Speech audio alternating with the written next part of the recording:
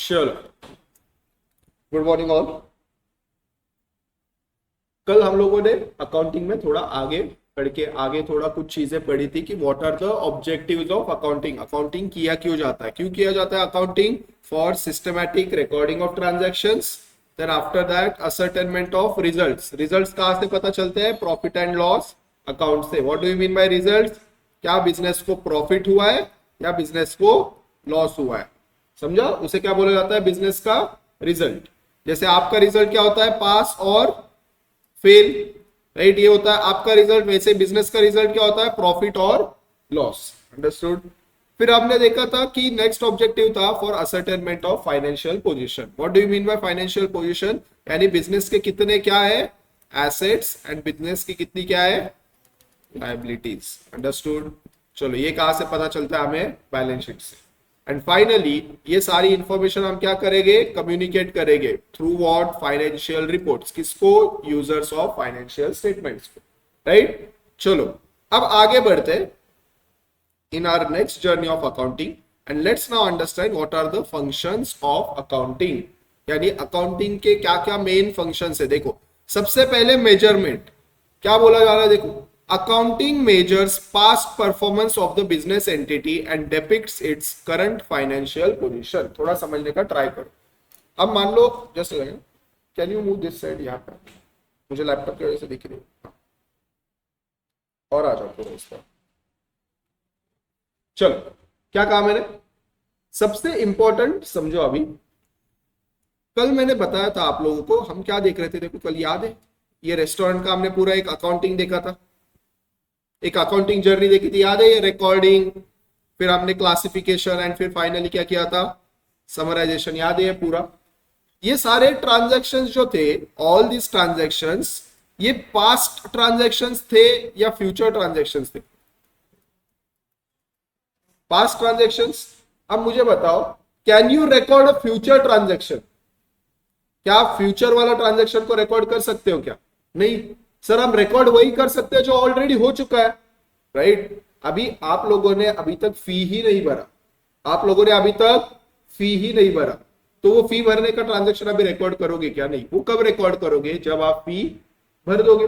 Understood? कोई customer आपके पास आया ही नहीं है, तो उसकी सेल्स की एंट्री अभी पास करोगे क्या?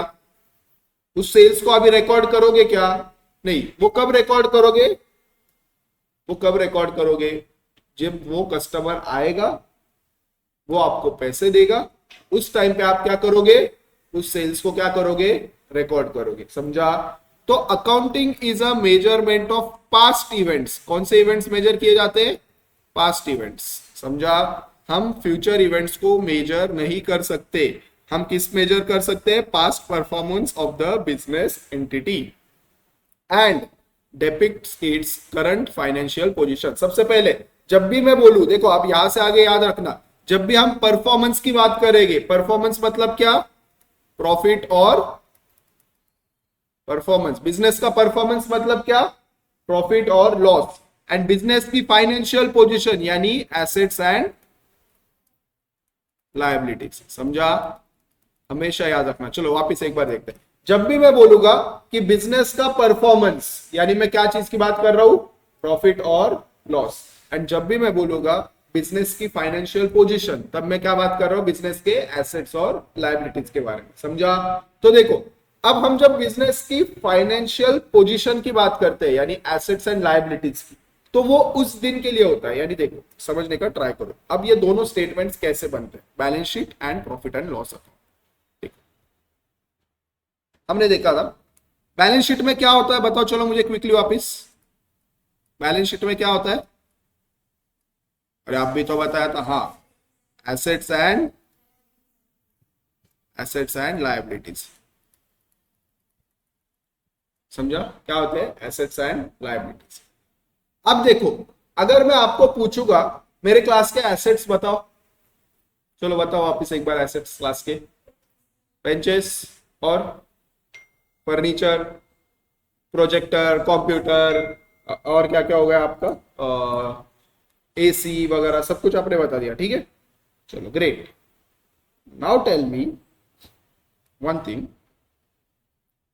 मेरे पास एक और प्रोजेक्टर था, वो क्यों नहीं बताया आपने? 3 महीने पहले मेरे पास एक और प्रोजेक्टर था, वो क्यों नहीं बताया आपने? बट वो होगा अभी मेरा एसेट, क्यों? बेच दिया। तो आपने मुझे कौन से एसेट्स बताए? सर हमने वो सारे एसेट बताए जो आज अभी आपके पास है, राइट? सर जो एसेट थे बट अभी नहीं है, उसका मैं आज क्या करूं? वो बता के हम क्या करें? सर जो एसेट अभी आपके है ही नहीं, जो आज के तारीख में हम बताएंगे सर जो अभी है। अगर आप कल पूछोगे और कल तक अगर आपने ये बेंच बेच दिए तो हम कल आपके एसेट्स में बेंचेस का नाम नहीं लेंगे। अंडरस्टूड? क्यों नहीं लोगे बेंचेस का नाम? Because for a simple reason, sir benches आज आपके एसेट है, कल आपके एसेट नहीं होंगे, तो हम कल आपके बेंचेस का नाम एसेट में नहीं लेंगे। अंडरस्टूड? मान लो ये लैपटॉप आज मेरे एसेट्स में है, ठीक है, आज समझो शाम में मैंने इसको बेच दिया या मैंने इसको बिजनेस से बाहर निकल दिया, मतलब मैंने मान लो इसको दोस्त को दे दिया या जो भी कर दिया, I am no more using it for my business. कल वापस में अगर आपको सेम क्वेश्चन पूछूंगा, guys tell me what are my assets, आप कंप्यूटर बताओगे? क्यों नहीं बताओगे? क्योंकि सर जब आपने पूछा उस वक्त कंप्यूटर आपका एसेट नहीं था। ये पहले होगा सर बट अभी नहीं था। सिमिलरली मान लो मैंने कोई लोन लिया हुआ था, क्या हुआ था? लोन लिया था। सबसे पहले लोन मेरी क्या है, एसेट या लायबिलिटी? लायबिलिटी है। चलो अब लिया हुआ था, अभी तक पे नहीं किया, तो ये मेरी क्या बन जाएगी? लायबिलिटी। बट मान लो इसको मैंने साल भर में पे कर दिया, आज की बात करें तो आज ये मेरा लोन पेएबल नहीं है, मतलब मैंने ये लोन मान लो अब हम क्या जून में है, मैंने ये लोन को अप्रैल में ही पे कर दिया था। कब पे कर दिया था? अप्रैल। Is it my liability today? No. समझा? तो बैलेंस शीट जब भी बनती है वो उस दिन के लिए बनती है, यानी उस दिन आपके कितने एसेट्स थे और उस दिन आपकी कितनी लायबिलिटीज थी। समझा? वो साल भर के लिए नहीं बनता है, that is as on date. समझा? As on 31 March, as on 30 June. समझा? It is not your performance for the entire period. पर सर फिर जो ये साल भर में हमारे सारे ट्रांजैक्शंस होते हैं, वो परफॉर्मेंस कहां पे दिखता है? That is shown in what? Profit and loss account. समझा? Profit and loss account. अब समझने का ट्राई करो। अब मुझे बताओ, जब मैंने आपको पूछा कि मुझे गाइस बताओ मेरा टोटल इनकम कितना है, मैंने आपको क्या पूछा? मेरा टोटल इनकम कितना है। तो क्या आप मुझे आज सुबह से मेरा जितना इनकम हुआ है वो बताओगे या इस साल में मेरा टोटल जितना इनकम हुआ है वो बताओगे? साल भर में जितना हुआ है। अंडरस्टूड? तो देखो प्रॉफिट एंड लॉस एक पीरियड के लिए बनाया जाता है। समझा? प्रॉफिट एंड लॉस एक पीरियड के लिए बनाया जाता है। बैलेंस शीट एक उस दिन का डेटा देता है। समझा? बैलेंस शीट हमें क्या बताता है? एज ऑन, मान लो अगर मैं बात कर रहा हूं 30 जून की, किस दिन की? 30 जून। ठीक है? अंडरस्टूड? या तो एक और प्रैक्टिकल एग्जांपल ले लेते हैं जो इंडिया में फाइनेंशियल ईयर चलता है 1 अप्रैल टू 1 अप्रैल 2024 टू 31 मार्च 2025। ये 1 ईयर कंप्लीट हो जाता है 1 अप्रैल टू 31 मार्च। लॉजिकली आप मुझे बताओ, देखो अब जब हम बैलेंस शीट बनाएंगे, क्या बनाएंगे? Balance sheet. उसमें मान लो हम ये 1 साल की बैलेंस शीट बना रहे हैं, ये 1 साल की हम क्या बना रहे हैं? We are preparing a balance sheet of this 1 year. हमारे बैलेंस शीट का डेट क्या रहेगा? 31 मार्च। हम क्या दिखाएंगे? एज ऑन 31 मार्च मेरे बिजनेस में कितने एसेट्स है और मेरे बिजनेस की कितनी लायबिलिटीज है। हम ये नहीं बताएंगे कि पूरे साल भर में कितने एसेट्स आए गए, कितनी लायबिलिटीज आई गई। हम क्या बताएंगे? एज ऑन 31 मार्च, यानी as on last day of the financial year मेरे पास कितने एसेट्स थे और मेरी कितनी लायबिलिटीज थी। समझा? ये हम कहां पे बताएंगे? बैलेंस शीट में। Balance sheet is prepared as on some date, मतलब उस दिन के लिए बनाया जाता है कि एज ऑन 31 मार्च मेरे पास कितने एसेट्स थे, एज ऑन 31 मार्च मेरी कितनी लायबिलिटीज थी। सर कोई लायबिलिटी आपकी 30 मार्च को खत्म हो गई, वो मेरे बैलेंस शीट में नहीं आएगी। समझा? क्योंकि जिस दिन मैं बैलेंस शीट बना रहा हूं क्या उस दिन वो मेरी लायबिलिटी थी? नहीं। अगर मैं कोई एसेट मैंने खरीदा और साल भर में, समझो मैंने 1 अप्रैल को कोई एसेट खरीदा था एंड 20th मार्च को मैंने वो एसेट बेच दिया, क्या वो 31 मार्च में मेरे बैलेंस शीट में आएगा? नहीं, क्योंकि सर आपने खरीदा, आपने बेचा। 31 मार्च को हम एक ही सवाल पूछेंगे जिस दिन बैलेंस शीट बना रहे, क्या सर ये आज आपका एसेट है? अगर है तो वो आपके एसेट्स में आएगा। क्या सर ये आपकी आज लायबिलिटी है? अगर है तो वो लायबिलिटीज में आएगा। समझा? साल भर में हो ना हो उससे फर्क नहीं पड़ता। We will prepare balance sheet as on that date. Clear है सबको? वही अगर मैं प्रॉफिट एंड लॉस की बात करूं तो प्रॉफिट एंड लॉस में क्या आएगा सर? 1 अप्रैल से लेके 31 मार्च तक आपका टोटल इनकम कितना हुआ? समझा? आपके बिजनेस का टोटल इनकम कितना हुआ? सर 1 अप्रैल से लेके 31 मार्च तक आपके बिजनेस के टोटल एक्सपेंसेस कितने हुए? ये सब कुछ कहां पे आएगा? प्रॉफिट एंड लॉस अकाउंट में। यानी देखो, अब समझने का ट्राई करो, बैलेंस शीट ये उस दिन के लिए बनता है, प्रॉफिट एंड लॉस अकाउंट पूरे पीरियड के लिए बनता है। समझा? यहाँ पे आप ऐसे नहीं बोलोगे कि सर साल भर में इनकम हुआ हो ना हुआ, हम वो नहीं देखेंगे एज ऑन 31 मार्च कितना इनकम हुआ, नहीं। आपका रिपोर्ट कार्ड जब मिलता है, क्या उस रिपोर्ट कार्ड में उस दिन के नंबर्स होते हैं या आपके पूरे साल की परफॉर्मेंस होती है? पूरे साल की, फर्स्ट यूनिट टेस्ट से लेके फाइनल सेमेस्टर तक पूरे साल भर में आपको जितने मार्क्स मिले वो पूरा परफॉर्मेंस होता है, राइट? इसलिए उसको परफॉर्मेंस कार्ड भी बोला जाता है बहुत जगह पे, राइट? क्यों? क्योंकि वो रिपोर्ट कार्ड क्या दिखाता है आपको? आपको पूरे साल भर में आपका क्या परफॉर्मेंस था वो दिखाता है। वैसे ही profit and loss is a statement is equal to your report card. समझा? प्रॉफिट एंड लॉस स्टेटमेंट क्या है? आपके रिपोर्ट कार्ड की तरह। ये बिजनेस का पूरे साल भर के परफॉर्मेंस को बताएगा हमें कि पूरे साल भर में बिजनेस का कितना इनकम हुआ, पूरे साल भर में बिजनेस ने कितने एक्सपेंसेस किए, एंड अभी ये सारा इनकम और एक्सपेंसेस होने के बाद क्या बिजनेस को प्रॉफिट हुआ है या लॉस हुआ है। समझा? ये कौन बताएगा? Profit and loss statement. And balance sheet क्या बताएगा? सर बैलेंस शीट बताएगा आज आपके क्या सिचुएशन है, आपके पास कितने एसेट्स है, आपकी कितनी लायबिलिटीज है। देखो, अब मैं एक I'll give a short glimpse of what I am talking, यहां से आपको समझ में आएगा। देखो,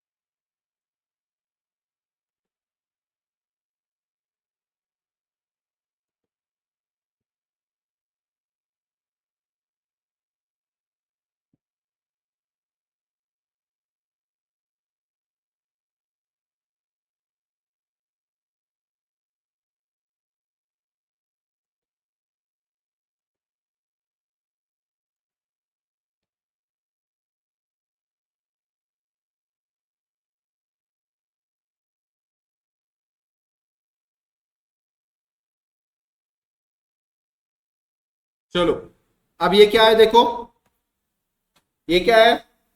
बैलेंस शीट। बैलेंस शीट में क्या दिखते हैं हमें? बिजनेस के एसेट्स एंड लायबिलिटीज। और मैंने क्या बोला था? बैलेंस शीट उस दिन का डेटा बताता है।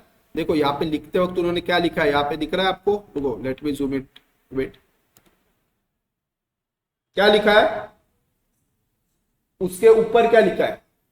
एज एट 31 मार्च, मतलब एज एट 31 मार्च मतलब 31 मार्च को टाटा मोटर्स के कितने एसेट्स थे एंड टाटा मोटर्स की कितनी लायबिलिटी थी। समझा? एज एट 31 मार्च मतलब एज ऑन 31 मार्च बिजनेस के कितने एसेट है, बिजनेस की कितनी। अब सेम देखते हैं sir, profit and loss account में क्या लिखा है। देखो, यहां पे एज एट लिखा है क्या? यहां पे क्या लिखा है? Year ended. मतलब सर ये पूरे साल भर में जो ट्रांजेक्शन हुए वो कहां पे दिख रहे हैं? प्रॉफिट एंड लॉस में। ईयर एंडेड मतलब 31 मार्च ईयर एंडेड में साल भर में जो भी हुआ है वो कहां पे दिख रहा है आपको? Statement of profit and loss में। समझा? एंड बैलेंस शीट में आपको क्या दिख रहा था? एज एट 31 मार्च मतलब सर आज हमारे कितने एसेट्स है और कितनी लायबिलिटी है। समझा? दोनों स्टेटमेंट में डिफरेंस समझा क्या है? एक स्टेटमेंट आपको आज की पोजीशन बता रहा है और एक स्टेटमेंट आपको साल भर के ट्रांजेक्शन्स बता रहा है। समझा? इतना ही याद रखना। चलो,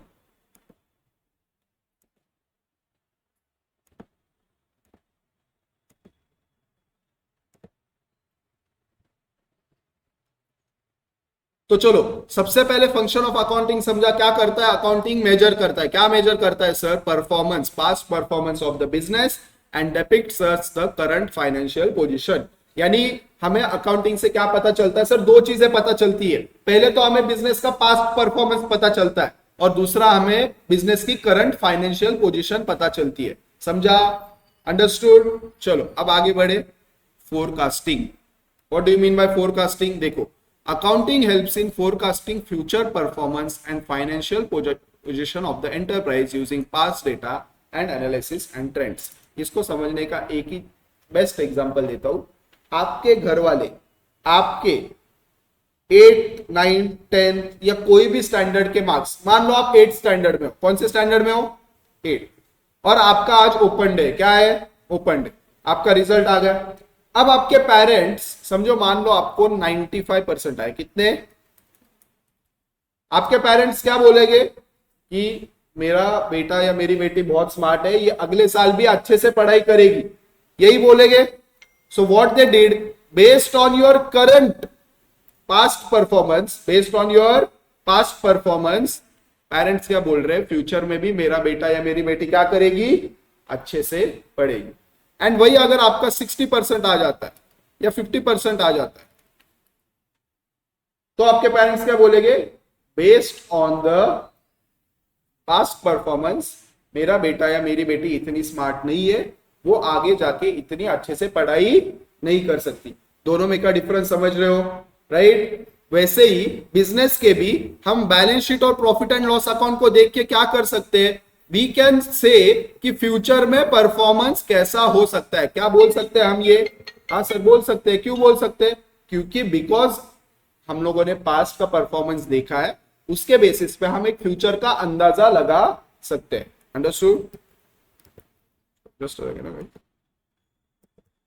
चलो तो फोरकास्टिंग कैसे कर सकते हैं पता है, देखो अभी हम लोगों ने टाटा मोटर्स का बैलेंस शीट और प्रॉफिट एंड लॉस देखा। अब मान लो आप लोग सभी को अच्छे से अकाउंटिंग आ रहा है, ठीक है, आप सभी को अच्छे से अभी फाइनेंशियल स्टेटमेंट्स, अकाउंटिंग सब कुछ समझ रहा है, तो आप लोग भी based on the current performance क्या कर सकते हो, फ्यूचर में बिजनेस कैसे परफॉर्म करेगा ये एनालाइज कर सकते हो, राइट, अंडरस्टूड। चलो आगे बढ़ते, डिसीजन मेकिंग। आपके पेरेंट्स भी आपके मार्क्स देख के क्या लेते हैं, रिपोर्ट कार्ड देख के क्या लेते हैं, डिसीजन लेते हैं ना, साइंस में डालना है, कॉमर्स में डालना है, आगे क्या करना है, क्या बेसिस पे डिसीजन लेते हैं parents, based on your report card. वैसे ही बिजनेस के भी डिसीजंस, जो यूजर्स थे, हमने कल देखा था यूजर्स कौन कौन थे, दो टाइप के यूजर्स थे sir, external and internal users. External users यानी सर बिजनेस के बाहर वाले लोग, कौन कौन था, इन्वेस्टर थे, गवर्नमेंट था, सप्लायर थे, कस्टमर्स थे, याद है, अंडरस्टूड, लेंडर्स थे। एंड इंटरनल यूजर्स कौन कौन थे, मैनेजमेंट था, मैनेजर्स थे, ऑफिसर्स थे, पार्टनर्स थे, बोर्ड ऑफ डायरेक्टर्स, याद है। तो ये सारे लोग क्या करते हैं, हमारे फाइनेंशियल स्टेटमेंट्स को देख के क्या करेंगे, बिजनेस का डिसीजन लेंगे, राइट, अलग अलग अपने हिसाब से क्या लेंगे, डिसीजन लेंगे। तो ऑब्वियसली अकाउंटिंग के वजह से क्या होता है, डिसीजन मेकिंग में भी हेल्प हो जाती है। कंपैरिजन एंड इवैल्यूएशन, मतलब क्या बोला जाता है, देखो आप आपका रिपोर्ट कार्ड देख के, अगर समझो आपका भाई या बहन या आपके फ्रेंड्स के मार्क्स को पेरेंट्स देख के क्या करते हैं, कंपेयर करते हैं ना, आपके भाई का रिपोर्ट कार्ड, आपका रिपोर्ट कार्ड देख, उसको अगर इसमें 100 आ गया, तुम्हें 80 क्यों आए, या समझ रहे हो, ये कौन करता है, पेरेंट्स करते हैं ना।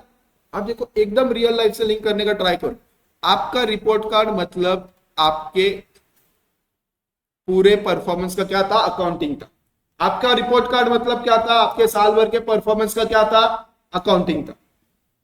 इसके यूजर्स कौन कौन है बताओ, इसके यूजर्स कौन कौन है रिपोर्ट कार्ड के, आपके टीचर हो गए, राइट, आपके टीचर्स हो गए, उसके बाद आपके पेरेंट्स हो गए, उसके बाद और कौन हो जाता है, मान लो आप भी हो गए, स्टूडेंट्स।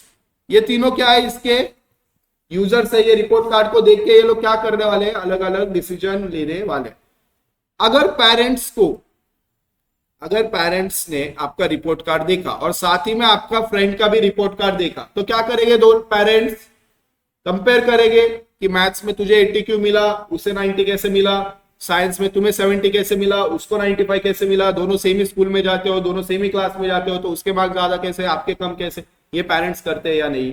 तो वैसे ही इन्वेस्टर्स, वैसे ही यूजर्स भी क्या करते हैं, मान लो कल मेरे हाथ में टाटा मोटर्स की बैलेंस शीट है और महिंद्रा की बैलेंस शीट है, दोनों गाड़ियां बनाती है कंपनी, तो मैं क्या करूंगा, दोनों बैलेंस शीट को कंपेयर करूंगा कि किसका बिजनेस अच्छा है, कौन से बिजनेस में मैंने इन्वेस्ट करना चाहिए। लॉजिकल है, right. So accounting also helps in what, comparison and evaluation. Control, देखो कंट्रोल यानी क्या, अगर आपको वापस link it with your real life, अगर रिपोर्ट कार्ड में टीचर ने कुछ कमेंट्स लिख के दिए कि ये डिसिप्लिन में नहीं रहते, ये क्लास में बहुत मस्ती करते, या ये वो उन्होंने कुछ आपके बारे में कुछ फीडबैक लिख के दिया, क्या लिख के दिया है, फीडबैक। या मान लो रिपोर्ट कार्ड में आपके कोई एक दो सब्जेक्ट्स में मार्क काफी कम आ गए, क्या आ गए, काफी कम आ गए, तो पेरेंट्स उसके ऊपर क्या कर सकते हैं, देखो कंट्रोल डाल सकते हैं। जहां पे उनको दिख रहा है कि आपका प्रॉब्लम है, जहां पे उनको दिख रहा है आपकी कोई वीकनेस दिख रही है, अब ये वीकनेस अगर रिपोर्ट कार्ड नहीं मिलता तो समझ में आती क्या, जस्ट टेल मी, आपका अगर पूरे साल का जो परफॉर्मेंस होता है उसका अगर आपको रिपोर्ट कार्ड नहीं मिलता, अगर आपको स्कूल वाले रिपोर्ट कार्ड नहीं देते, तो क्या कभी पेरेंट्स को या किसी को आपकी वीकनेस पता चलती क्या, will they able to get to know about your weakness, no. वैसे ही अगर हम अकाउंटिंग नहीं करेंगे तो हमें बिजनेस के वीकनेसेस के बारे में पता चलेगा क्या, नहीं, हमें पता ही नहीं चलेगा सर हम कहां पे खराब है, हम कहां पे कमजोर है, हमें कहां पे अच्छा और परफॉर्म करना चाहिए बिजनेस में, ये हमें पता ही नहीं चलेगा जब तक हम अकाउंटिंग करके एक रिपोर्ट नहीं बनाएंगे। समझ रहे हो, जैसे मान लो हमने अकाउंटिंग करके statement of profit and loss बनाया और उसमें मुझे पता चला मेरा बिजनेस क्या कर रहा है, लॉस में जा रहा है, क्या हो रहा है, लॉस में जा रहा है, तो मुझे पता चलेगा क्या चीजें मुझे अभी कंट्रोल करनी है, कहां पे मेरे खर्चे ज्यादा हो रहे हैं, ये सारी चीजें मुझे पता चलेगी या नहीं। बट अगर मैं रिकॉर्ड ही नहीं करूंगा, अगर मैं अकाउंटिंग ही नहीं करूंगा, तो will I able to get anything out of it, नहीं, मुझे कभी पता ही नहीं चलेगा सर मेरा परफॉर्मेंस कैसा है, क्या मुझे इंप्रूव कहां पे करना है, किन चीजों को मुझे कंट्रोल करना चाहिए। एंड लास्ट में government regulation and taxation. Accounting क्या करता है, देखो गवर्नमेंट को सारा इंपॉर्टेंट इंफॉर्मेशन दे देता है, किस चीज के लिए, टैक्स के पर्पज के लिए। हमने कल ही देखा था गवर्नमेंट किसके ऊपर टैक्स लगाता है, बिजनेस के प्रॉफिट के ऊपर, और प्रॉफिट हमें कहां से पता चलता है, statement of profit and loss. समझा, किसी को कुछ डाउट? चलो अब थोड़ा आगे बढ़ते हैं। Now let's try to understand what do you mean by book keeping. Book keeping यानी क्या होता है, नोटबुक बनाते हो, notebook is nothing but what, notebook is nothing but what, book keeping. समझा, नोटबुक रखना, नोटबुक बनाना मतलब ही क्या होता है, बुक कीपिंग। यानी आप जो भी क्लास में आप पढ़ रहे हो वो आप वहां पे क्या करते हो, नोट डाउन करते हो, right, you right it down in your notebook, you basically are recording all the things that are happening in the class in your notebook। वैसे ही बिजनेस में जो भी सारे ट्रांजैक्शंस होते हैं, सर हमने ये तो पढ़ा रिकॉर्ड करना चाहिए, वो रिकॉर्डिंग वाले प्रोसेस को ही क्या बोला जाता है, बुक कीपिंग। क्या बोला जाता है, बुक कीपिंग। देखो book keeping is an activity concern with recording of financial data relating to business operations. समझा, बुक कीपिंग यानी क्या, रिकॉर्डिंग ऑफ फाइनेंशियल डेटा। समझा, चलो अब इसमें बहुत सारी चीजें लिखी है, अभी के लिए इतना इंपॉर्टेंट नहीं है, बस इतना। ऑब्जेक्टिव देखो क्या क्या है बुक कीपिंग का, complete recording of transactions, and second is ascertainment of financial effect on the business. ये दो चीजें ही है। देखो सबसे पहले आप नोटबुक क्यों बना रहे हो, ताकि सर जो भी क्लास में आप पढ़ा रहे हो वो सब कुछ हम क्या करें, रिकॉर्ड कर दे। Complete recording of transaction, business में होने वाले हर एक ट्रांजैक्शन को रिकॉर्ड करने के लिए हम क्या करते हैं, बुक कीपिंग करते हैं। एंड सेकेंड हमारा ऑब्जेक्टिव क्या है, कर क्यों रहे, ताकि सर हमें पता चले बिजनेस का फाइनेंशियल इफेक्ट क्या है, क्या बिजनेस को प्रॉफिट हुआ है या लॉस हुआ है, सर बिजनेस के एसेट्स कितने, बिजनेस की लायबिलिटीज कितनी है। ये सारी चीजें तभी पता चलेगी जब हम बुक कीपिंग करेंगे। अगर बुक कीपिंग ही नहीं करेंगे तो ये चीजें हमें पता चलेगी क्या कभी, आंसर इज नो। अंडरस्टूड, चलो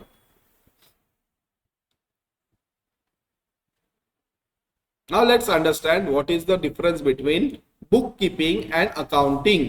देखो समझने का ट्राई करो, बुक कीपिंग ना बहुत छोटा सा पार्ट है, बुक कीपिंग मतलब आप बस रिकॉर्ड कर रहे हो, अकाउंटिंग मतलब वो जो आपने रिकॉर्ड किया है ना उससे आप कुछ एडिशनल इंफॉर्मेशन जनरेट कर रहे हो, जैसे बैलेंस शीट बनाना, प्रॉफिट एंड लॉस बनाना, फिर उसमें से कुछ decision making. So that is what is accounting. Understood, that is what accounting.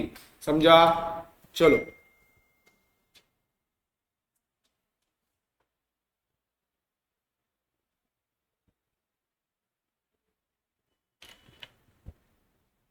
चलो अब देखो, it is a process concern with recording of transactions, it is a process concern with summarising the recorded transactions. दोनों में difference समझ रहा है? देखो, book keeping में क्या बोल रहे हैं, ट्रांजैक्शंस को रिकॉर्ड करना मतलब क्या होता है, बुक कीपिंग। और ये जो रिकॉर्ड किए हुए ट्रांजैक्शन है इसको समराइज करना मतलब क्या होता है, अकाउंटिंग। दोनों का डिफरेंस समझ रहे हो? वापिस समझो। देखो, मान लो अभी आप सब कुछ नोटबुक में लिख रहे हो, अभी आप सब कुछ क्या कर रहे हो, नोटबुक में लिख रहे हो, that is book keeping, that is what, book keeping. ये चैप्टर खत्म होने के बाद में आपको बोलता हूं एक काम करो, अभी ये पूरे चैप्टर के जो भी आपने नोट्स लिखे ना इसकी एक क्या बनाओ, समरी बनाओ। क्या बनाओ, summary. That is known as what, accounting. समझा? आप जब बिजनेस के सारे फाइनेंशियल ट्रांजैक्शंस को एक जगह पे रिकॉर्ड करते हो, that is known as what, book keeping. और ये जो ट्रांजैक्शन जो रिकॉर्ड किए इसको जब आप समराइज करते हो, that is known as what, accounting. समझा सबको? चलो आगे बढ़ते। It constitutes as a base for accounting. मुझे बताओ, अगर आप आगे की ही सारी चीजें नहीं लिखोगे तो समरी बना पाओगे क्या? तो वैसे ही अगर आप बुक कीपिंग ही नहीं करोगे तो आप अकाउंटिंग कर पाओगे क्या? नहीं, क्योंकि सर अकाउंटिंग करने के लिए, अकाउंटिंग मतलब होता है सर समरी बनाना, और समरी बनाने के लिए सर सबसे पहले रिकॉर्ड करना जरूरी है। यानी अकाउंटिंग के लिए बुक कीपिंग बहुत जरूरी है। समझा? चलो, accounting is considered as a language of the business. Language of the business क्यों बोला जाता है? क्योंकि इसमें से हमें बिजनेस के बारे में क्या चलता है, पता चलता है। अंडरस्टूड? चलो देखो, बुक कीपिंग में फाइनेंशियल स्टेटमेंट्स नहीं बनते, अकाउंटिंग में फाइनेंशियल स्टेटमेंट्स बनाए जाते हैं। समझा? चलो आगे देखते हैं। Managerial decisions can not be taken with the help of this record. मुझे बताओ, आपका, अगर आपके पेरेंट्स को आपका परफॉर्मेंस के ऊपर क्या लेना है, एक डिसीजन लेना है, क्या लेना है, एक डिसीजन लेना है, तो वो आपके पूरे यूनिट टेस्ट का हर एक पेपर, हर एक चैप्टर का सब कुछ खोल के देखेंगे, आपका रिपोर्ट कार्ड देखेंगे, रिपोर्ट कार्ड। वैसे ही जो मैनेजमेंट है, टॉप मैनेजमेंट, उनको डिसीजन लेना है, वो बुक कीपिंग देख के डिसीजन लेंगे या अकाउंटिंग? अकाउंटिंग, क्योंकि सर बुक कीपिंग तो पूरा डिटेल में सारे ट्रांजैक्शन है। समरी कहां पे थी, अकाउंटिंग में। समरी कहां पे थी, अकाउंटिंग में। समझा? चलो, there is no sub field of book keeping, but accounting के सब फील्ड होते हैं, जैसे financial accounting, management accounting etcetera.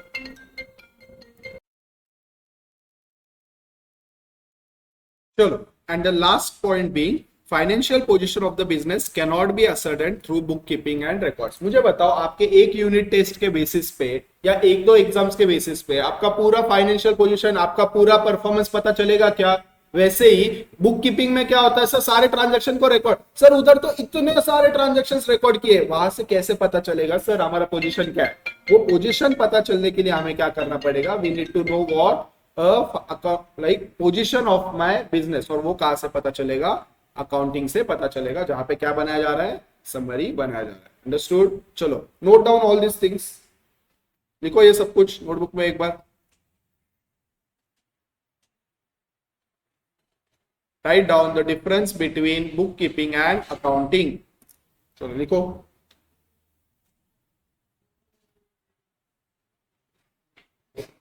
Hello, good morning. Okay, हो किती तुम बघेल, ठीक है। हो ऐसा इशू नाही, फक्त कसं आहे की तिला ते रेग्युलरली तुम्ही रिशेअर करा किती अपलोडेड व्हिडिओज बघती ना, कारण काय होतं ना, ते बॅकलॉग क्रिएट झाला ना परत की नंतर तिला जळलं. सो ते आपले तसे एक तासाच लेक्चर असते, एक सव्वा तासाचं असते, ते तिने फक्त दिवसात बघायला लावा की तिला ते मार्क्स फोकस करू द्या. चालेल, फीच वगैरे मी सांगतो तुम्हाला वीकेंड पण. ठीक आहे सर.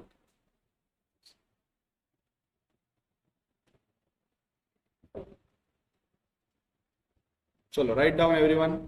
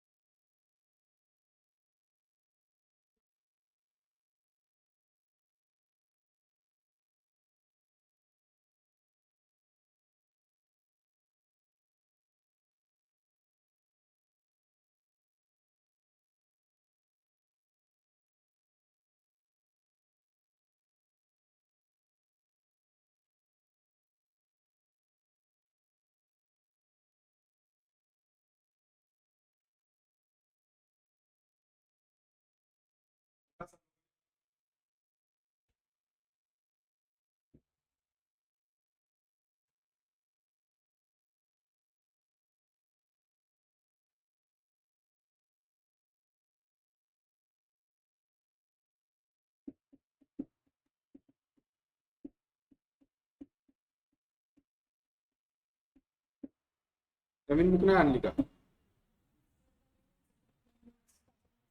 लिहिलेलं नाहीये स्टार्टिंग. ठीक आहे, पुढे लिहिलं असतं तरी काय प्रॉब्लेम नाही. मग हे परत आता घरी जाऊन परत एकदा लिहिणार बाकी आहे. मग हे आता परत ते लिहून झाले परत हे लिहिणार का तिथे? ठीक आहे, चालेल.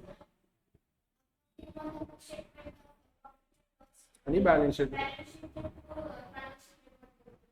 नाही. हे बघ, आता मी तुम्हाला थोडं समजवतो, एक minute. Let me pause this.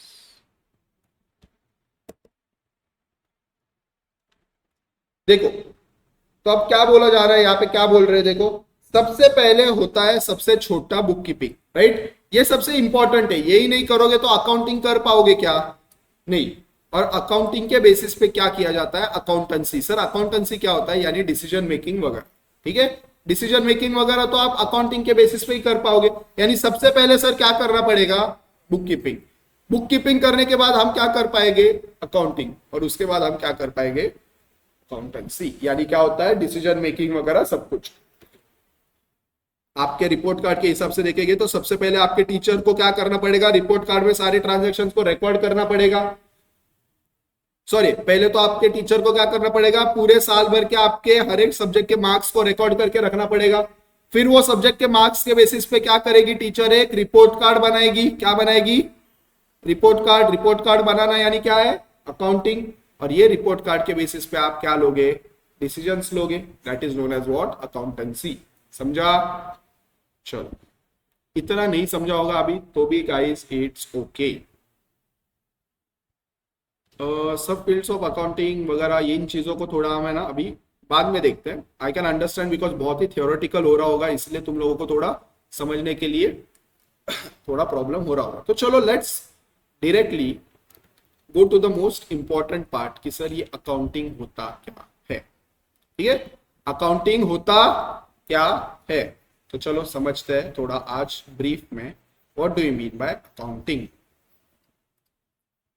Okay, business में क्या क्या होता होगा? सर कुछ इनकम होता होगा. क्या होता होगा? कुछ इनकम. कुछ एक्सपेंसेस होते होंगे. क्या होते होंगे? कुछ. सर बिजनेस में कुछ एसेट्स होते होंगे. बिजनेस में कुछ लायबिलिटीज होती होगी. समझा? बहुत सारा कुछ कुछ होता होगा. हमें इसको रिकॉर्ड करने के लिए हमें क्या समझना पड़ेगा? सर रिकॉर्डिंग कैसे करना है. क्या सर एक नोटबुक निकाल के बस हम एक लाइन में सब कुछ लिख देते हैं क्या? The answer is no. तो आप समझो, सबसे पहले कोई भी ट्रांजैक्शन अगर होगा, जो भी ट्रांजैक्शन होगा, हमें वो ट्रांजैक्शन के 2 इफेक्ट्स को समझना पड़ेगा. क्या करना पड़ेगा? 2 इफेक्ट्स को समझना पड़ेगा. एक एग्जांपल देता हूं. जैसे मैंने बेंचेस परचेस किए. क्या परचेस किए? बेंचेस परचेस किए. ठीक है, अब मुझे बताओ यहां पे 2 चीजें क्या हुई है? Can you think of it? What 2 things have happened here? Business के एंगल से सोचो. चलो ये वाले इसमें मैं बताता हूं, आगे वाले का फिर तुम गैस कर. देखो, आपने एक एसेट परचेस किया. ये एक चीज हो गई. आपने एक एसेट परचेस किया और आपने क्या किया? उसके बदले में क्या किया? आगे वाले को कैश पेमेंट किया. क्या किया? Cash payment. यानी सर 2 चीजें हुई. हमारे बिजनेस में कुछ एसेट आया और उसके बदले में हमने क्या किया? पेमेंट किया. अंडरस्टूड? एक ट्रांजैक्शन के 2 इफेक्ट. अब एक और देखते हैं. मान लो मैंने किसी को सैलरी पे कर दी. क्या कर दी? सैलरी पे करी. अब मुझे बताओ 2 कौन सी चीजें हो रही है? सोच के बताओ क्या हो रहा है. कौन सी 2 चीजें यहां पे हो रही है?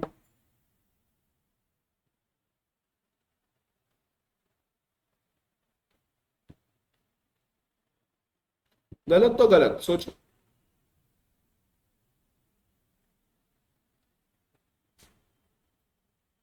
चलो मैं बताऊं.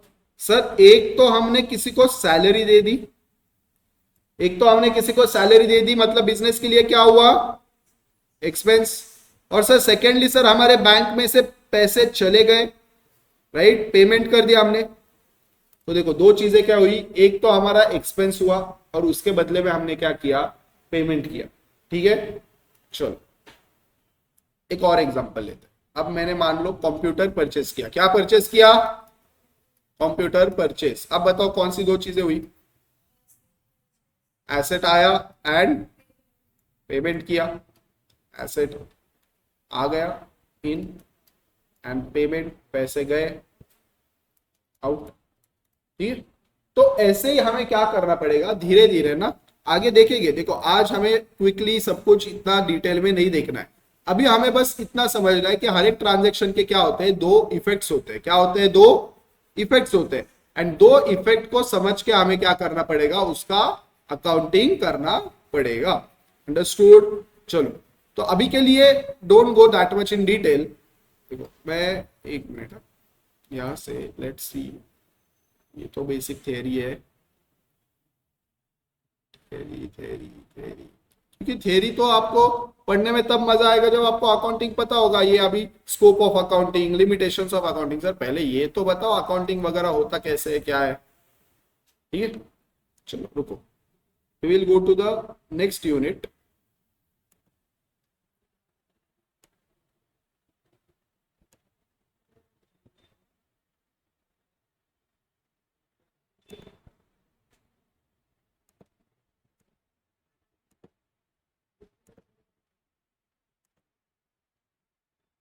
टेक्स्ट बुक्स वगैरह परचेस किया तुम लोगों ने अभी तक या नहीं किए?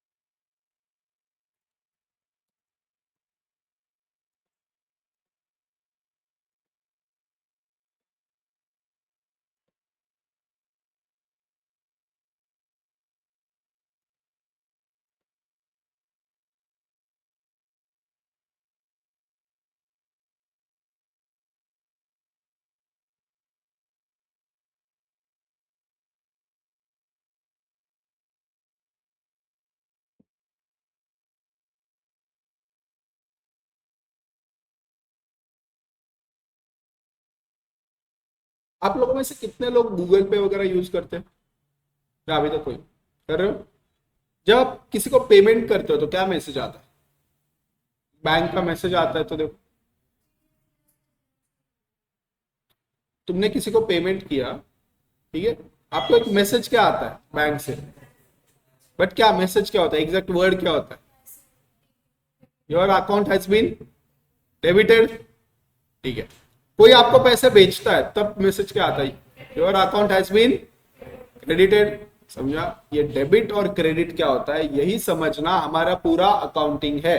समझा, ये कभी ऐसे दिमाग में आया नहीं सर ये ऐसे क्यों आता है, ये डेबिटेड क्रेडिटेड ऐसे अलग अलग कहां से वर्ड आ गए, डेबिट क्रेडिट। समझा, तो ये कहां से वर्ड आ गए, वही हमें पूरा अकाउंटिंग में पढ़ना है। समझा, it's not difficult at all. एक दो लेक्चर और दे दो, give 1 weeks of time to yourself. अभी बहुत नए हो इस सब्जेक्ट के लिए। देखो फिजिक्स केमिस्ट्री पहले दिन सबको समझ में आया था क्या, नहीं, टाइम लगा ना। आधे लोगों को तो पूरा साल हो गए तो भी नहीं समझ में आया, राइट। अभी तो तुम्हें 4 दिन भी नहीं हुए यहाँ पे आकर, तो पहले दिन अकाउंटिंग जैसे पूरा नया सब्जेक्ट थोड़ी समझ में आएगा। उसको समझने के लिए भी आपको क्या देना पड़ेगा, थोड़ा टाइम। अभी बस आपने क्या ट्राई करना है, जो भी मैं क्लास में समझा रहा हूँ मेक श्योर आपको अगर कुछ भी डाउट आता है यू आस्क, ठीक है। अभी अगर जो मैं समझा रहा हूँ उतना भी समझ में आ जाए, क्योंकि देखो अभी मैं अगर आपकी जगह पे होता ना तो क्या होता, मुझे यही लगता कि सर बता तो सब कुछ रहे बट अभी समझ में ही नहीं आ रहा कि सर है क्या अकाउंटिंग, मतलब करना क्या है अल्टीमेटली। कितने लोगों को ऐसे लग रहा है कि सर आप जो समझाते हो वो समझ में आ रहा है बट अभी तक हमें वो ब्रॉडर पिक्चर नहीं समझ में आ रहा कि अल्टीमेटली है क्या सर अकाउंटिंग। कितने लोगों को ऐसे लग रहा है, राइट, ऑलमोस्ट सभी को। क्यों, क्योंकि अभी तक हम लोगों ने पूरा पिक्चर देखने के लिए 4 दिन में थोड़ी पूरा पिक्चर देखेंगे, अभी तो ट्रेलर चल रहा है, फिर ट्रेलर के बाद धीरे धीरे हम क्या करना चालू करेंगे, पिक्चर। समझा? अभी पहले दिन में अगर आपको पूरा अकाउंटिंग पढ़ाना चालू करूं तो भाग जाओगे, खिड़की खोल के कूद जाओगे, हमें नहीं पढ़ना सर, यहां से भाग जाएंगे सब लोग। तो इसीलिए क्या करना पड़ता है, थोड़ा थोड़ा कुछ इजी एग्जांपल्स ले लिया मैंने स्कूल के रिपोर्ट कार्ड का।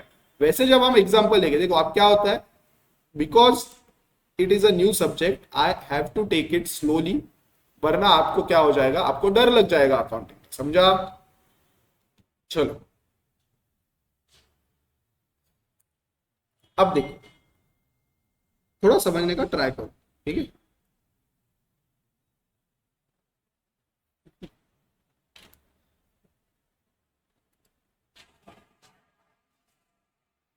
अकाउंट्स, सर यही तो सब्जेक्ट के बारे में इतने दिन से पढ़ रहे हैं, ठीक है? तो समझने का ट्राई करो। There is something known as double entry system. क्या होता है डबल एंट्री सिस्टम? यानी अभी जो मैंने आपको कुछ एग्जांपल दिए थे, यानी डबल एंट्री सिस्टम का मीनिंग क्या होता है, हर एक ट्रांजैक्शन के दो इफेक्ट होते हैं। कितने इफेक्ट होते हैं? दो इफेक्ट। समझा? हर एक ट्रांजैक्शन के बिजनेस में क्या होते हैं, दो इफेक्ट होते हैं। वो दो इफेक्ट को पहले हमें समझना है और फिर वो दो इफेक्ट का हमें क्या करनी है, अकाउंटिंग करनी है। समझा? चलो ये थोड़ा नाम वगैरह याद रखना, कभी आ गया एग्जाम में तो। Double entry system of accounting is more than 500 years old. कितना पुराना है? Almost 500 years old. किसने इन्वेंट किया था? Luca Pacioli, an Italian friar. उसके बुक में इसका मेंशन किया गया, the first book that describe the double entry accounting system. समझा? चलो अब ये क्या होता है sir double entry accounting system वगैरह, समझा? According to it every transaction has two-fold aspects, debit and credit, and both the aspects are to be recorded in the books of account। क्या बोल रहे हैं? हर एक ट्रांजैक्शन के सर दो effect होते हैं, डेबिट और क्रेडिट। ठीक है सर, डेबिट क्या होता है, क्रेडिट क्या होता है, आगे पढ़ेंगे। बट उसका कहना क्या है, देखो अभी हमने दो इफेक्ट देखे थे, एसेट परचेस किया, दो इफेक्ट क्या थे सर, एसेट परचेस किया वो एक चीज थी, और सर पेमेंट किया वो एक चीज था। तो दो चीज थी एक ही ट्रांजैक्शन में, क्या थी, दो चीजें।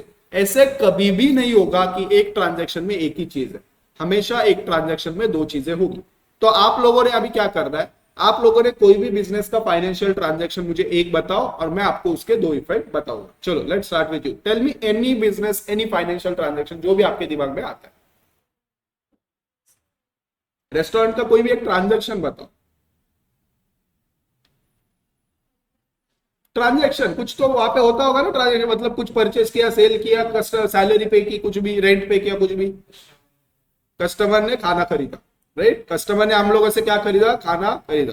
सर इसके दो इफेक्ट बताओ। सबसे पहले मेरा क्या हुआ, सेल्स हुआ, एंड सेकेंडली मुझे पैसा मिला। अंडरस्टूड? दो इफेक्ट क्या हुए, मेरा सेल्स हुआ एंड मुझे पैसे मिले। चलो आगे, रेंट पे किया। चलो क्या दो चीजें हुई, सबसे पहले रेंट के नाम पे मैंने एक, मुझे एक्सपेंस हुआ, एंड सेकेंडली मैंने पैसे पे किए।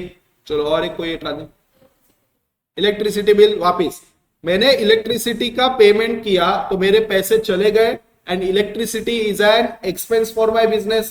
तो दो चीजें समझी, एक तो मुझे एक एक्सपेंस हुआ एंड उसके बदले में मैंने क्या किया, पेमेंट किया। और मशीन परचेस, देखो अब मशीन परचेस में क्या है सर, मेरे को एक एसेट मिला और उसके बदले में मैंने क्या किया, पेमेंट किया। और बताओ any transaction that comes to your mind, right, कुछ गुड्स वगैरह परचेस किए तो वापिस वो गुड्स मुझे बिजनेस में मिले और उसके बदले में मैंने क्या किया, पेमेंट किया। अंडरस्टूड? तो हर एक ट्रांजैक्शन को अगर आप देखोगे तो हमेशा उसमें दो चीजें आपको मिलेगी। समझा? हमारा फर्स्ट एक 2-3 हफ्ते यही ट्राई रहेगा, इन दो चीजों को अंडरस्टैंड करना, और बिल्कुल मुश्किल नहीं है। जब हम धीरे धीरे करके देखना स्टार्ट करेंगे ना, ऑटोमेटिकली तुम लोगों को भी समझ में आएगा। अभी आप बोल रहे हो सर ये दोनों सेम ही तो लग रहा है, परचेस भी किया बोल रहे हो, वापस पेमेंट भी किया, सर वो एक ही चीज हो गई ना। एक चीज नहीं होती है। क्यों नहीं होती है, आगे देखेंगे, ठीक है? चलो देखो, therefore in every transaction at least two accounts are affected। देखो for example on purchase of a furniture either the cash balance will be reduced or a liability to the supplier will arise and new furniture will be acquired। क्या बोला जा रहा है, देखो मान लो मैंने benches purchase किए, क्या किया मैंने, बेंचेस परचेस किए। अब दो चीजें हो सकती है, या तो मैंने उसको अभी पेमेंट किया, या तो मैंने उसको अभी पेमेंट किया, या मैंने उसके पास से ये क्रेडिट पे लिया। क्रेडिट पे लेना मतलब क्या होता है, पता ना, उधारी। क्रेडिट मतलब क्या, उधारी। ठीक है, तो देखो, अगर मैंने उससे उधारी पे लिया होगा, अगर मैंने उससे उधारी पे लिया होगा, तो ये मेरी क्या बन जाएगी, लायबिलिटी। क्यों लायबिलिटी बनेगी, क्योंकि सर आज के तारीख में आपने उसे कुछ पैसा देना बाकी है, इसीलिए ये आपकी क्या बन जाएगी, लायबिलिटी। तो यहां पे देखो अब दो चीजें क्या हो रही है, सबसे पहले मेरे बिजनेस में कुछ बेंचेस आए, मतलब मेरा एसेट बढ़ा, मेरा एसेट बढ़ा, और साथ ही में सर मेरा कुछ लायबिलिटी भी क्या हुआ, बढ़ा। तो समझ लो दो चीजें क्या हुई। और अगर सर ये बेंचेस का मैं पेमेंट कर देता तो क्या होता, देखो सबसे पहले बेंचेस आए और साथ ही में मेरे बैंक से पैसे क्या हो गए, चले गए। समझा, अंडरस्टूड। दो चीजें कैसे होती, कोई भी ट्रांजैक्शन देखोगे तो उसके दो इफेक्ट्स होंगे ही होंगे, आपको बस धीरे धीरे धीरे इन दो इफेक्ट्स को जानना जरूरी है। चलो इसके एडवांटेजेस वगैरह क्या होते हैं, अब यहाँ पे एक इंपॉर्टेंट वर्ड को बस आज समझते हैं, देन वी विल स्टॉप है। What do you mean bye account, account मतलब क्या होता है। देखो, we have seen how the accounting equation becomes true in all cases. A person starts his business with say 10 lakh as capital. अच्छा, सबसे पहले accounting equation पे जाना पड़ेगा, फिर we will have to study this. ठीक है, चलो मैं अकाउंटिंग इक्वेशन के बारे में आपको पहले समझाता हूँ।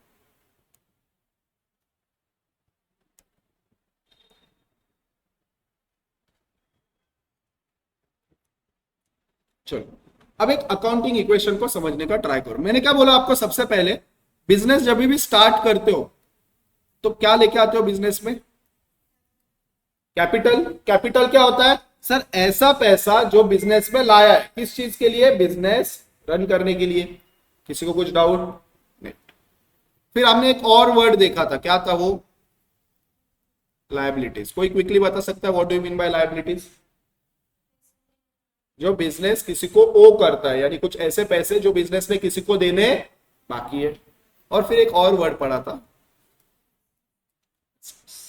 समझो, ये तीन चीजें हमने पढ़ी थी। अब थोड़ा समझने का ट्राई करो,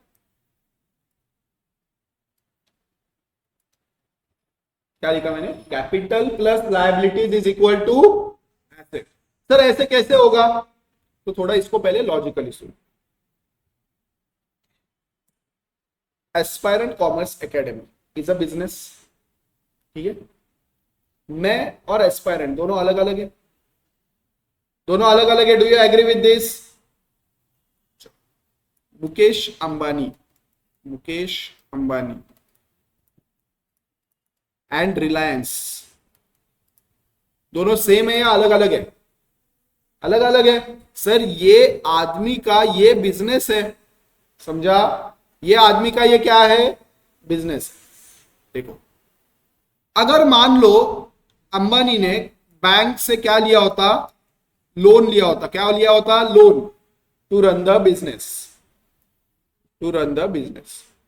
तो ये बिजनेस को बैंक को लोन वापस देना पड़ता ना, लोन हमारा खुद का थोड़ी होता है, एक पॉइंट के बाद तो बिजनेस को वापस पे करना पड़ता ना लोन।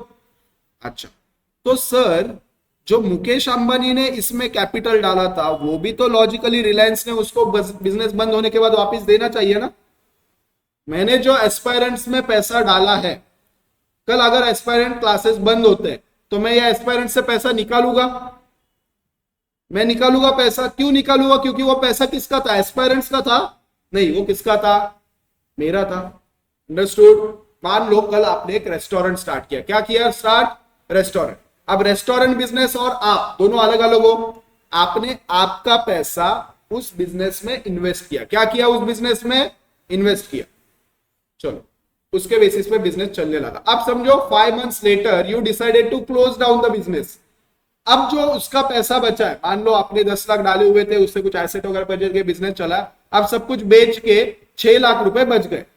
कितने पैसे बचे, 6 लाख। क्या वो आपका रेस्टोरेंट, क्या वो आपका रेस्टोरेंट आपको बोल सकता है नहीं नहीं ये पैसे मेरे आपके नहीं है, वो पैसे वहां से आप निकाल के वापस अपने अकाउंट में लोगे। क्यों लोगे, क्योंकि वो पैसे किसके थे, आपके थे। कल अगर रिलायंस बंद हो जाता है तो मुकेश अंबानी ने जो पैसे उसमें डाले हैं वो पैसे मुकेश अंबानी वापस ले लेंगे। लॉजिकल सी बात है। या किसी को लग रहा है नहीं सर ये गलत है, ऐसे हो ही नहीं सकता?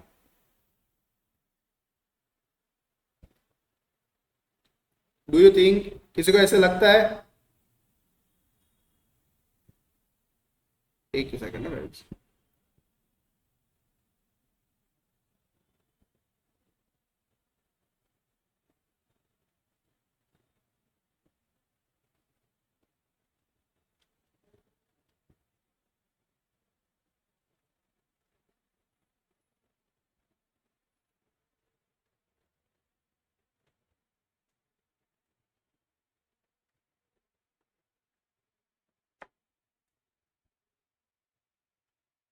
चलो क्या बोला मैंने? दैट मैंने जो एस्पायरेंट में पैसा डाला है, मैंने जो एस्पायरेंट में पैसा डाला है, अगर कल एस्पायरेंट बंद हो जाता है तो वो पैसा मैं उससे वापस ले लूंगा। तो कैन आई से सर ये जो कैपिटल है ये भी एक तरीके से बिजनेस के लिए लायबिलिटी है। अब रुको थोड़ा अच्छे से सुनो, देखो कंफ्यूज हो जाओगे आई नो, बट देखो बिजनेस के लिए कैपिटल क्या था सर? ऐसा पैसा जो किसी ने तो बिजनेस में डाला है बिजनेस रन करने के लिए, या तो वो पैसा ओनर ने डाला होगा या किसी और ने डाला होगा, but any money that the business has received to run the business is known as what? Capital. किसी को कुछ डाउट? देखो वापिस थोड़ा अच्छे से सुनो। एस्पायरेंट कॉमर्स एकेडमी के लिए कैपिटल क्या होगा? ऐसा पैसा जो एस्पायरेंट कॉमर्स एकेडमी में है टू रन द बिजनेस, वो पैसा किसने डाला है? मैंने। तो मैंने एस्पायरेंट कॉमर्स एकेडमी में जो पैसा डाला है उसको एस्पायरेंट कॉमर्स एकेडमी क्या बोलेगा? कैपिटल। समझा? उसको एस्पायरेंट कॉमर्स एकेडमी क्या बोलेगा? कैपिटल। यानी जो भी पैसा ओनर बिजनेस में डालता है उसे क्या बोला जाता है? कैपिटल। क्या बोला जाता है? कैपिटल। वापिस एक बार सुनो, जो भी पैसा ओनर बिजनेस में डालता है उसे क्या बोला जाता है? कैपिटल। किसी को कुछ डाउट? जो भी पैसा ओनर बिजनेस में डालता है उसे क्या बोला जाता है? कैपिटल। ओनर के अलावा, ओनर के अलावा, राइट, मान लो आपने बैंक से लोन ले लिया और बिजनेस में पैसा डाला तो वो आपकी क्या बन जाती है? लायबिलिटी। समझा? चलो अब मान लो आपने कुछ कैपिटल के थ्रू पैसा लिया, यानी ओनर ने कुछ पैसा डाला और आपने कुछ लोन लेके पैसा लिया, ठीक है? टोटल मान लो मैंने एस्पायरेंट कॉमर्स एकेडमी में 1 लाख डाले और मैंने 1 लाख का लोन ले लिया। टोटल कितने हुए मेरे पास? अभी बैंक अकाउंट में मेरे कितने पैसे हो गए बताओ? 2 लाख।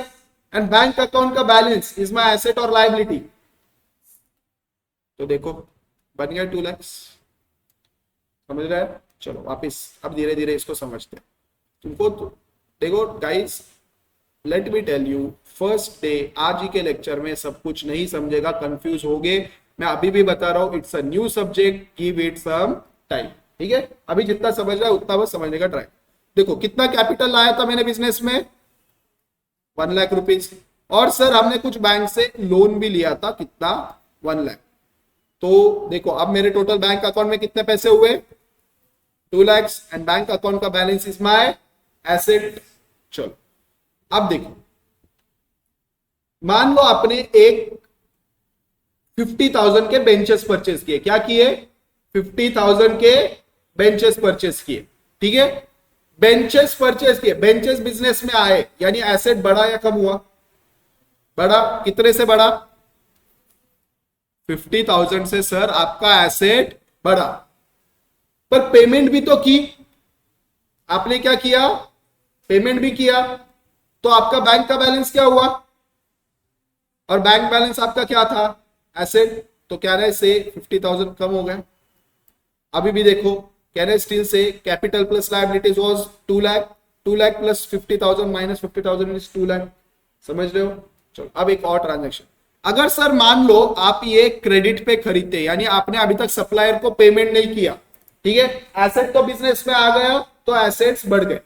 बेंचेस बिजनेस में आए तो एसेट बढ़ गए। वहां तक किसी को कुछ डाउट नहीं? अब आपने अभी तक इसका पेमेंट नहीं किया, तो यानी जिससे आपने खरीदे उसके तरफ आपकी अभी क्या बन गई? लायबिलिटी बढ़ गई। कितने की लायबिलिटी बढ़ी? अब देखो टोटल कितना हुआ? कैपिटल 1 लाख, लायबिलिटीज 1,50,000, एसेट कितने हो गए देखो, देख रहे हो, is capital plus liability equal to asset, समझ रहे हो। चलो एक और एग्जांपल लेते हैं। सर हमने लोन रीपे किया, ये जो हमने लोन लिया था ना 1,00,000 रुपीज का, इसमें का 80,000 का लोन हमने वापस कर दिया। कितने का? 80,000 का लोन हमने बैंक को पे कर दिया। अब ध्यान दो, चलो 80,000 का लोन पे कर दिया, तो सबसे पहले लायबिलिटी कम होगी या बढ़ेगी? कैसे बढ़ेगी? 80,000 का लोन मैंने बैंक को वापस पे कर दिया, लायबिलिटी कम होगी या बढ़ेगी? कम हो जाएगी ना। कितने से? 80,000। और एक क्या कम हो जाएगा सोचो? एसेट। क्यों? बैंक का बैलेंस। सर लोन रीपे कर रहे हो तो पैसे भी तो पे कर रहे हो ना, समझा। तो चलो कितना हुआ देखो वापस, कैपिटल 1,00,000। अब लायबिलिटीज बची सर 70,000, एंड सर यहां पे भी देखो 2,50,000 माइनस 80 कितना हो जाता है? 1,70,000। बन गया सर वापस capital plus liabilities equal to asset. एक और एग्जांपल लेते हैं। चलो अब मान लो ये जो बिजनेस का ओनर था जिसने 1,00,000 बिजनेस में डाला था, ठीक है, उसने बिजनेस को बोला मुझे 30,000 वापस कर दो। कितना? 30,000 वापस, ठीक है। अब बिजनेस में उसने 1,00,000 डाला था, वो 1,00,000 में से 30,000 वो वापस मांग रहा है, यानी कैपिटल कम होगा या बढ़ेगा? कम होगा। जब उसने पैसा बिजनेस में कैपिटल डाला था तब 1,00,000 हुआ था, अब वो 1,00,000 में से 30,000 क्या कर रहा है? लेके जा रहा है। तो 1,00,000 में से क्या कर रहा है वो? 30,000 लेके जा रहा है। तो आप कैपिटल कितना बचा? 70,000। कैपिटल कितना बचा? 70,000। लायबिलिटीज तो सर थी वैसे ही थी, उसमें कुछ नहीं हुआ। अब ये 1,70,000 में से उसको जो 30,000 पे किए, मेरे बैंक का बैलेंस भी कम हुआ, राइट। तो यहां से मैं क्या कर दूंगा? 30,000 माइनस, देखो मेरे कितने हुए? वापिस हो गया। Capital plus liabilities is equal to asset. देखो 70 प्लस 70 इज इक्वल टू 1,40,000, ठीक है। चलो और एग्जांपल है, देखो इसी को अभी अगले एक लेक्चर में ना इसी को अच्छे से समझेंगे। Capital plus liabilities is equal to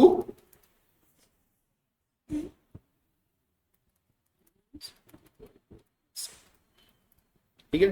चलो सबसे पहले अभी वापस स्टार्टिंग से स्टार्ट कर। सबसे पहले मैंने बिजनेस में 1,00,000 रुपीज का कैपिटल लाया। कौन सी दो चीजें इंपैक्ट होगी बताओ? इन तीनों में से कौन सी दो चीजें इंपैक्ट होगी? क्या क्या बोला मैंने? वापस सुनो। मैंने बिजनेस में कैपिटल लाया 1,00,000 रुपीज, कौन सी दो चीजें इंपैक्ट होगी बताओ? एसेट कितने से बढ़ेगा? 1,00,000। और कैपिटल कितने से बढ़ेगा? लायबिलिटीज को सर अभी कुछ नहीं होगा, ठीक है। हो गया 1,00,000 इज इक्वल टू 1,00,000। चलो अब ये 1,00,000 जो मैंने बिजनेस में लाया था ना, उससे मैंने सर 60,000 रुपीज का एसी परचेस किया। क्या किया? 60,000 का एसी परचेस किया। बताओ दो चीजें क्या होगी?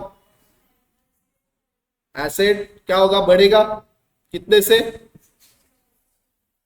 और सर अगर हमने पेमेंट किया होगा तो बैंक का बैलेंस कम हो गया। बैंक का बैलेंस कम हो गया मतलब मेरा एसेट क्या हो गया?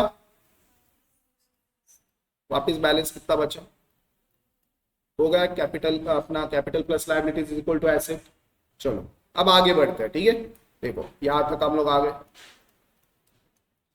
अब और आगे बढ़ते। अब समझाओ, मैंने किसी को सैलरी पे कर दी। देखो सैलरी अभी एक्सपेंस इनकम पे नहीं जाते।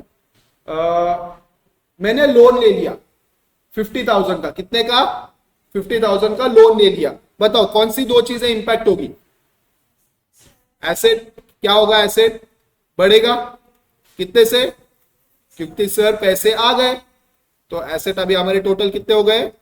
1,50,000। और दूसरी चीज क्या इंपैक्ट होगी? लायबिलिटीज कितने से बढ़ेगा? 50,000 प्लस सर हमारा कैपिटल तो 1,00,000 था ही। देखो क्या 1,00,000 प्लस 50,000 इज इक्वल टू 1,50,000 हो गया। So always remember capital plus liabilities is equal to what? Assets. समझा?